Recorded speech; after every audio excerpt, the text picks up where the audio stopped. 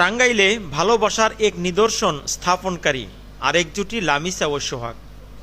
বাবার অর্থ সম্পদ ভুলে গিয়ে নিজের পছন্দের মানুষটিকে যখন আপন করে নিয়ে পরপর 4 বার বাবার ঘর ছেড়ে ভালোবাসার মানুষটির কুঁড়ে ঘরে আসলেন, তখনই রাস্তায় বাধা হয়ে দাঁড়ায় অহংকারী পিতা আবু সাইদ নোমান।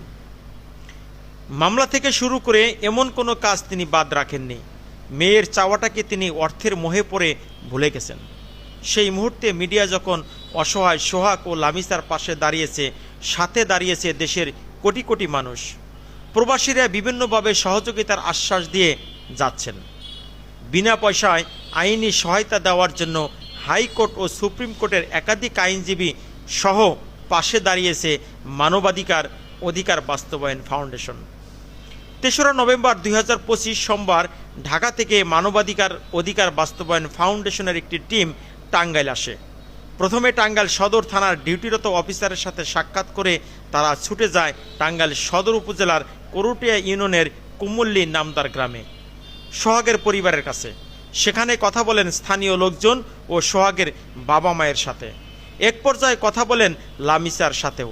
সকলের কথা শুনে তারা বলেন, এটা জামিনযোগ্য একটা মামলা, জামিনযোগ্য একটা ধারা, কিন্তু এটা ধর্ষণ নামে চালিয়ে দিয়েছে।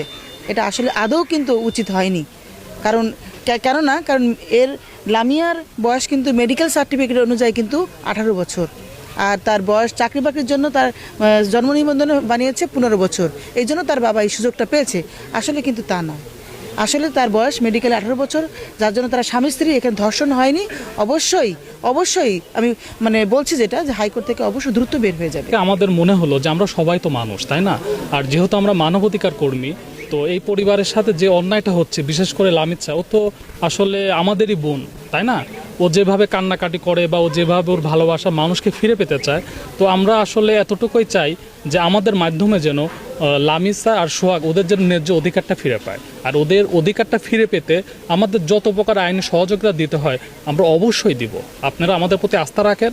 আর আইনি সহযোগিতার ক্ষেত্রে যত প্রকার খরচ লাগবে সব কিছু এভরিথিং খরচ আমরা মানবাধিকার অধিকার বাস্তবায়ন ফাউন্ডেশনের পক্ষ থেকে আপনার এটা বিয়ার করব। কাউকে কোনো প্রকার কোনো খরচ আমাদেরকে দিতে হবে না। তারা আমার শুধু কষ্ট দেখে আমার কথা শুনে তারা আমার কাছে আগে আসছে, এটাই আমার কাছে অনেক। তাদের সবাইকে ধন্যবাদ, শুধু তাদেরকে না, আপনাদের সবাইকে ধন্যবাদ, এলাকাবাসী সবাইকে আমার ধন্যবাদ। এই বাংলাদেশে যেন সোহাগের মতো কেউ নিরীহ লোক কোনো হয়রানিমূলক জেল না খাটে, এবং প্রতিটা বাবা মার কাছে যেন তার সন্তান নিরাপদে থাকতে পারে। এই মিথ্যা আইনের যত ফাঁক ফুকর আছে সব যেন বন্ধ করা হয়।